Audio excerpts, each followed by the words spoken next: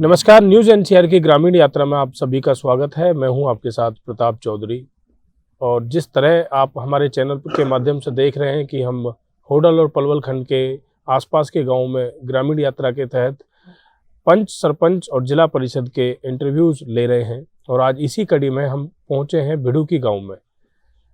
इस क्षेत्र का सबसे बड़ा गाँव ये कहा जाता है। कहते हैं कि इस गाँव में लगभग 52 चौपाले हैं। तो 52 चौपाल का मतलब बहुत लगभग 20-25 हज़ार की आबादी का क्षेत्र होता है। और हमारे साथ हैं पूरन थानेदार जी, जो कि प्रतिनिधि हैं दर्शना जी, यानी कि दर्शना जी यहाँ से सरपंच पद के लिए चुनाव लड़ रही हैं इस बार, और उनके आप प्रतिनिधि हैं। दर्शना जी के बारे में थोड़ा सा मैं आपको बताना चाहूँगा कि BA, B.Ed, LLB हैं, शिक्षित उम्मीदवार हैं। और मुझे लगता है कि किसी भी गाँव के विकास के लिए एक शिक्षित उम्मीदवार का होना बहुत ज़रूरी है।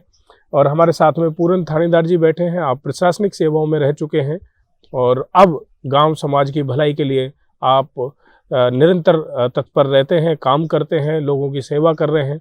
सबसे पहले तो सर आपका बहुत बहुत स्वागत है हमारे चैनल में। धन्यवाद आपका। पूरन जी, आपकी बहू यहाँ से चुनाव लड़ रही हैं। हाँ जी। और पढ़ी लिखी शिक्षित उम्मीदवार हैं। हाँ जी। इससे पहले भी आप राजनीति में रहे हैं और आपको पूरा परिवार हमेशा से रहा है। पहले भी आपने चुनाव लड़े।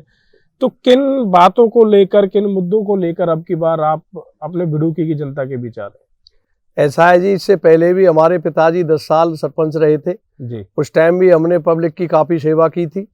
और उसके बाद भी, अब उसके बाद 2016 में मैंने इलेक्शन लड़ा था जी। उसके बाद और दोबारा फिर हम अपने इलेक्शन लड़ने के लिए तैयार है। हमारी दर्शना पढ़ी लिखी है, LLB है, BA, B.Ed है, और पब्लिक की सेवा करने के लिए हम बिल्कुल तैयार है जी।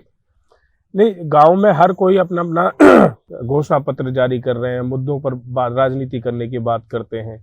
आप प्रशासनिक सेवाओं में भी रहे हैं, तो आपको गांव बाहर क्षेत्र की नॉलेज भी है। तो क्या ऐसे काम हैं, क्या ऐसी चीजें हैं जिनको लेकर आप लोगों से वोट मांगेंगे? क्या आपको काम ऐसे दिख रहे हैं जो आप कराएंगे अपने क्षेत्र में?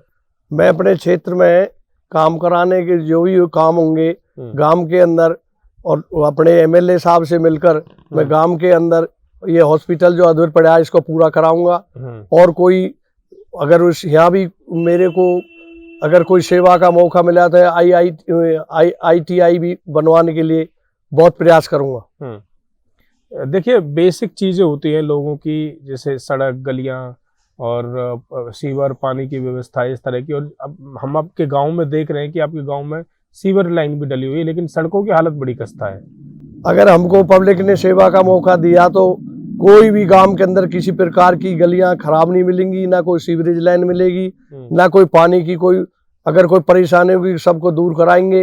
और जो ये बरसात का पानी बरसात के टाइम में नालियों के अंदर या सड़क के ऊपर आ जाता है उसको बिल्कुल साफ कराएंगे। और बाहर ही उसका निकास के लिए और अलग से पाइप डलवा कर उसकी सुविधा के लिए बिल्कुल कोई किसी प्रकार की परेशानी नहीं होने देंगे। देखिए, हमने आपके और भी प्रतिद्वंदियों के साथ में साक्षात्कार किया है, उनसे भी बातें हमने की है। सबकी अलग अलग अपनी एक ओपिनियन है लोगों के लिए कि भाई हम इस बार ये करेंगे, पिछली बार ये नहीं हो पाया, वो नहीं हो पाया। जैसे आपके यहाँ पे एक संगठन चलता था, उनके उम्मीदवार पहले भी जीता था और अब की बार भी उन्होंने घोषणा की है कि उनकी तरफ से इलेक्शन लड़ेंगे। और इससे पुरानी एक बहुत लगभग 40-45 साल पुरानी राजनीतिक भी आपके सामने टक्कर पे हैं। तो आपको क्या लगता है कि क्या आप उनसे टक्कर ले पाएंगे? और सीधी टक्कर आप किससे मानते हैं अपनी? मेरी सीधी टक्कर शशि से रहेगी जी, या सत्यदेव पंडित से रहेगी जी। और इनसे टक्कर लूंगा। और टक्कर ही नहीं, मैं टक्कर इनसे इलेक्शन जीतूंगा और गांव का विकास कराऊंगा।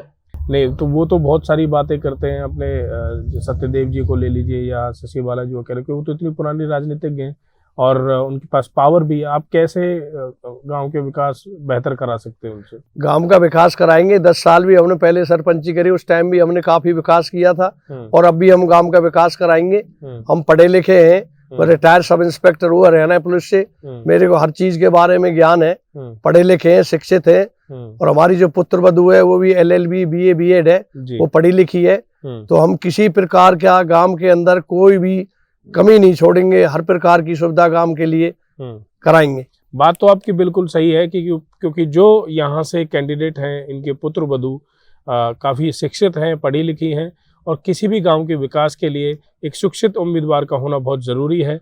पूरन जी, देखिए, क्योंकि ये गांव की राजनीति मुझे ऐसा लगता है बाहर राजनीति से बड़ी ज़्यादा होती है और कंपटीशन बहुत ज़्यादा हो जाता है गांव के अंदर। तो आपका जैसे मोहल्ले वाइज जो बने हुए हैं, तो क्या लगता है कि आपके मोहल्ले के लोग आपको सपोर्ट कर रहे हैं? मेरे लोगों ने, मैंने 3 दिन पहले अपने गांव के लोगों को इकट्ठा किया था जी। और उनको इकट्ठा करने के बाद में उन लोगों ने मेरे को पूरा समर्थन दिया है।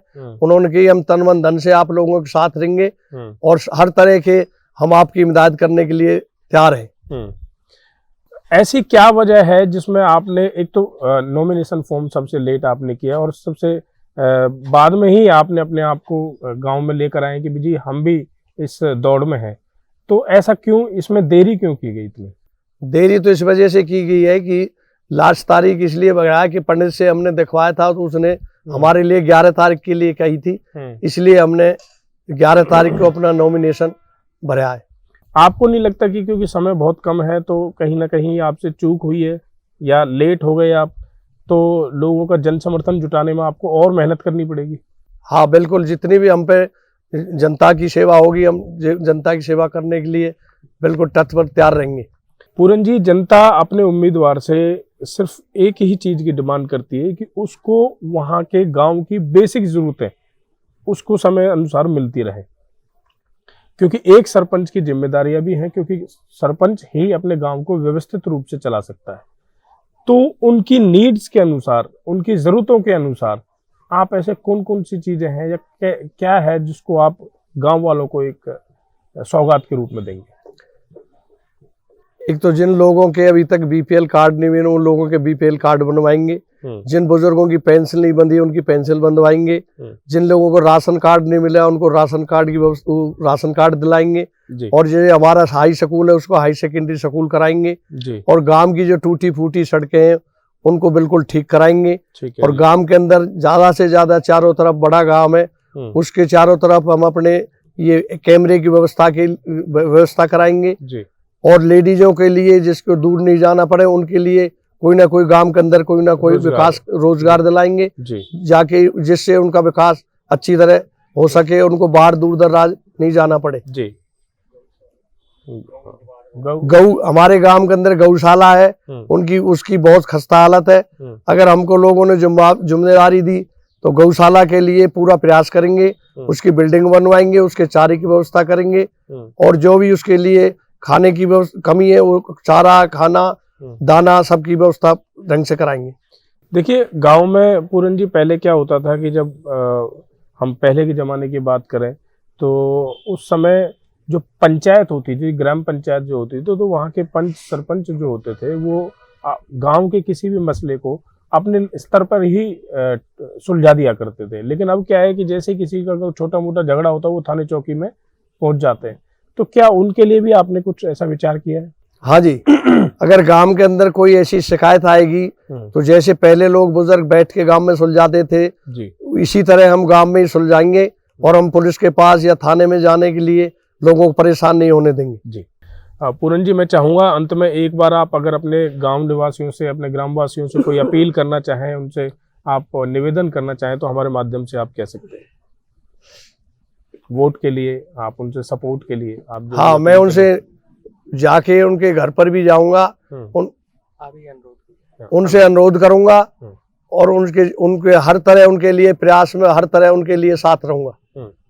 चलिए, बहुत अच्छी बात है। पूरन जी की बात को, कम बातों को बड़ा समझिए, थोड़ा सा बोलने का प्रयास तो वो कर रहे हैं, लेकिन वो अपनी बात, अपनी भावनाओं को पहुंचाने की कोशिश कर रहे हैं, और हम भी उनकी समझाने की, आपको बताने की कोशिश कर रहे हैं कि आप उनको अब की बार सपोर्ट करिए। पहले भी वो राजनीतिक रहे हैं और उनके पुत्र वधू बहुत पढ़ी लिखी भी हैं, और गांव में उनका एक रुतबा है, उन्होंने प्रशासनिक चीज़ों को देखा है, तो उनको पता है कि प्रशासनिक तरीके से गांव के विकास के लिए उन चीज़ों को कैसे आप तक पहुंचाना है।